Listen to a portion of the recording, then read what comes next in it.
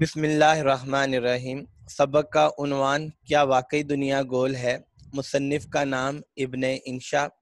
عزیز طلبہ، یہ اس سبق کا دوسرا اور آخری لیکچر ہے۔ آج ہم پڑھیں گے صفحہ نمبر 64 کا آخری پیراگراف اور صفحہ نمبر 65۔ مصنف ہمیں یہ بتاتے ہیں کہ مجھے ایسے لوگوں پر رشک آتا ہے، میرا دل کرتا ہے میں بھی ان جیسا بن جاؤں جو زیادہ سے زیادہ گجراں والا جاتے ہیں، جو زیادہ سے زیادہ وطن عزیز کے ہی کسی دوسرے شہر میں جاتے ہیں اور دوسرے دن واپس آ جاتے ہیں۔ اس کے علاوہ جو مزہ ململ کا کرتا پہن کر اور قوام والا پان کلے میں دبا منہ میں ڈال کر داستان امیر حمزہ میں ہے، وہ اور کسی بات میں نہیں۔ ہم نے پچھلے لیکچر میں بھی یہ پڑھا تھا کہ مصنف جو ہیں وہ اپنی تحریر سے یہ ظاہر کرنا چاہتے ہیں کہ وہ سفر کر کر کے بیزار ہو چکے ہیں۔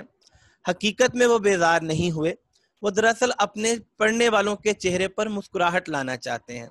تو یہ جملے جو ہیں یا یہ الفاظ جو ہیں یہ بھی یہی ظاہر کرتے ہیں کہ مصنف سفر کر کر کے تنگ ہو چکے ہیں۔ تو مصنف کہتے ہیں کہ میرا دل کرتا ہے کہ میں بھی انہی لوگوں جیسا ہو جاؤں جو زیادہ سے زیادہ گجراں والا جاتے ہیں اور دوسرے دن واپس آ جاتے ہیں، اور بہت مزہ آتا ہے آپ ململ والا کرتا پہنے، آرام دہ کرتا پہنے، قوام والا ہلکے نشے والا پان آپ منہ میں ڈالیں، اور اس کے بعد پھر آپ کیا کریں؟ اس کے بعد آپ داستان امیر حمزہ کو پڑھنا شروع کر دیں۔ آپ داستان امیر حمزہ پڑھیں۔ داستان امیر حمزہ میں دو کردار زیادہ اہم ہیں۔ ایک امیر حمزہ کا کردار ہے جو سنجیدہ ہے، بڑا بہادر ہے، اور ایک عمر عیار کا ہے جو شرارتیں کرتا ہے اور جس کے پاس ایک زنبیل ہے، ایک تھیلا ہے، اور اس میں بہت ساری چیزیں ہیں جن کو وہ ضرورت پڑنے پر استعمال کرتا رہتا ہے۔ تو یہ دونوں کبھی کوکاف جاتے ہیں، کبھی پرستان جاتے ہیں، کبھی جادوگروں سے لڑتے ہیں، کبھی جنوں کا مقابلہ کرتے ہیں۔ تو اس میں جو تھرل ہے، اس میں جو جوش ہے، اس میں جو مزہ ہے، وہ جگہ جگہ مارے مارے پھرنے میں آپ کو نہیں ملے گا۔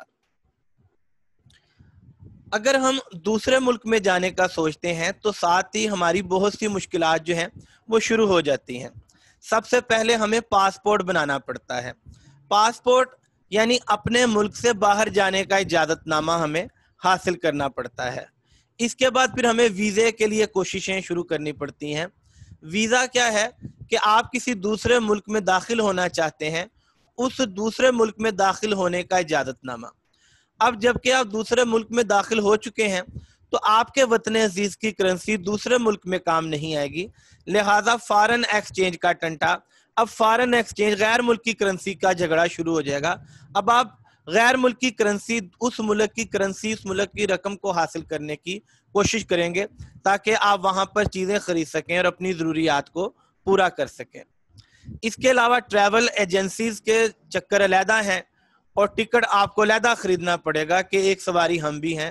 ہم ان سارے جھنجھٹوں سے بچ سکتے ہیں، نہ پاسپورٹ بنوانا پڑے گا، نہ ویزا کے لیے چکر لگانے پڑیں گے، اور نہ ہوائی کمپنیوں کے دفتروں میں جانا پڑے گا، اگر ہم صرف اپنے وطن عزیز میں ہی رہیں اور کہیں سفر نہ کریں۔ تو اگر ہم اپنے وطن عزیز میں ہی رہتے ہیں تو پھر ہمیں زیادہ سکون ملے گا، تو ہمیں زیادہ راحت ملے گی۔ اجنبی دیش میں تو بہت زیادہ خطرات ہوتے ہیں۔ ٹیکسی والے ہیں جو کرایہ زیادہ لے سکتے ہیں، چور اچکے ہیں جو آپ کا سامان چرا لیں گے اور آپ کو پتہ بھی نہیں چلے گا، ڈاکو لٹیرے ہیں جو کسی ہتھیار کی زور سے، ہتھیار کی طاقت سے آپ کا سامان چھین لیں گے، اور آپ اس وقت اپنے آپ کو بہت بے بس محسوس کریں گے۔ اس کے علاوہ آپ کو صبر و قرار لوٹنے والے بھی مل سکتے ہیں، آپ کو ایسے چہرے والے مل سکتے ہیں کہ جن کو دیکھنے کے بعد آپ کا صبر و قرار جو ہے وہ لوٹا جا سکتا ہے۔ پھر اجنبی دیش میں، دوسرے ملکوں میں آپ کو اپنا سامان اور اپنے نخرے بھی خود ہی اٹھانے پڑتے ہیں۔ کلی جیسی چیزیں جو ہیں یہ ہمارے وطن عزیز میں ہی ہیں، دوسرے ملکوں میں کلی نہیں ہوتے۔ اگر آپ روٹ جائیں گے تو آپ کو منانے والا بھی کوئی نہیں، آپ نے اپنے آپ کو خود ہی منانا ہے۔ آگے چل کر مصنف یہ کہتے ہیں کہ او کراچی یونیورسٹی والو، نہ دو ہمیں ڈاکٹر کی ڈگری، ہم ڈاکٹر ہو ہی گئے۔ کراچی یونیورسٹی یہ 1951 میں اس کو بنایا گیا تھا، اور ابن انشا نے پہلے سال ہی اس یونیورسٹی میں داخلہ لے لیا تھا۔ آپ نے 1953 میں یہاں سے MA اردو کیا تھا۔ اب مصنف یہ بتاتے ہیں کہ میں ڈاکٹر بن گیا۔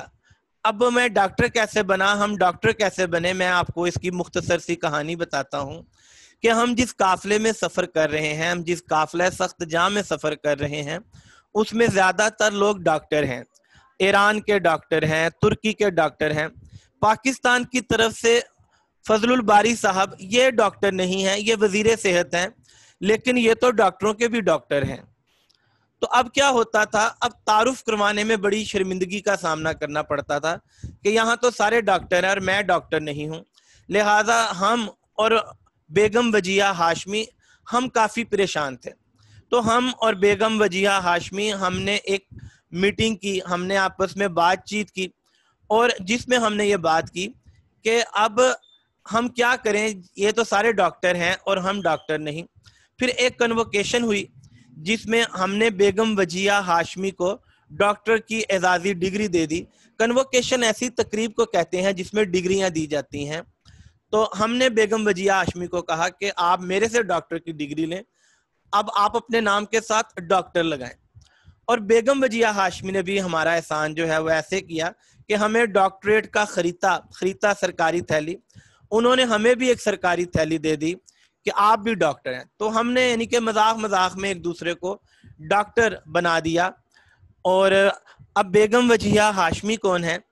بیگم وجیہہ ہاشمی جو ہے یہ اپوا آل پاکستان وومن ایسوسی ایشن کی انٹرنیشنل سیکرٹری ہیں۔ یہ اسلام آباد میں رہتی ہیں۔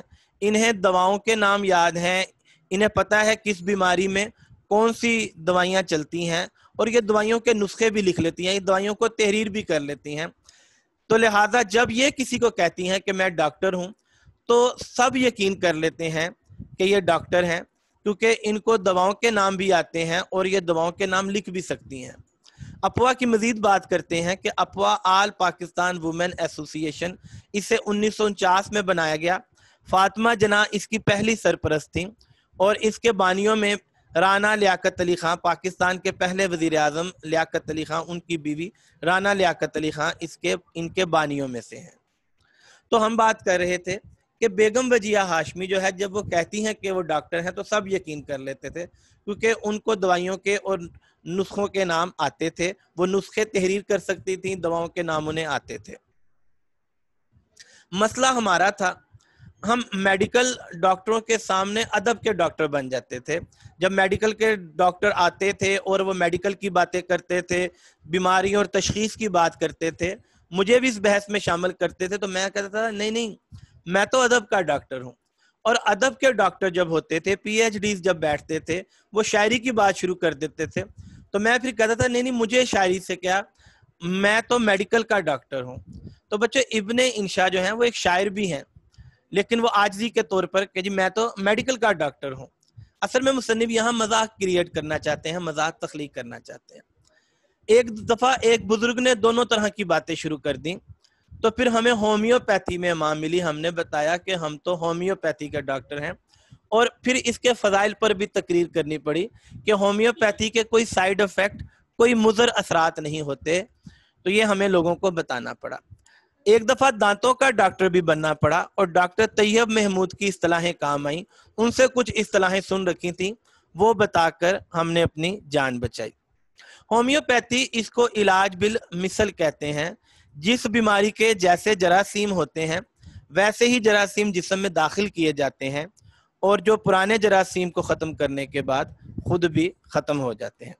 آخر میں مصنف یہ کہتے ہیں کہ اب ہم وطن واپس آ رہے ہیں تو ہمیں سب ڈاکٹر ہی تسلیم کریں، کیونکہ باہر والی جو دنیا ہے، دوسرے جو ممالک ہیں، انہوں نے ہمیں ڈاکٹر مان لیا ہے، تو میرے ہم وطنوں کو بھی اس بات پر اعتراض نہیں ہونا چاہیے۔